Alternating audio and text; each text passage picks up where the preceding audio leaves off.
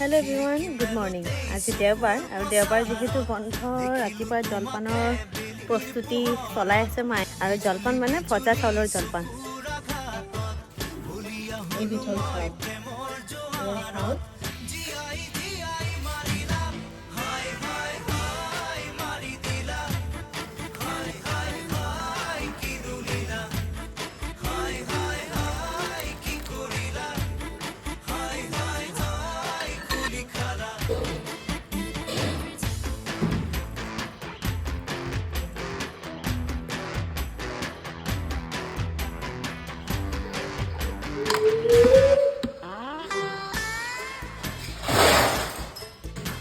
সানি ল'ব গৰমে গৰমে আৰু তাৰপাছত খাব।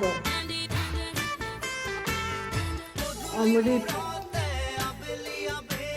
আহিছোঁ।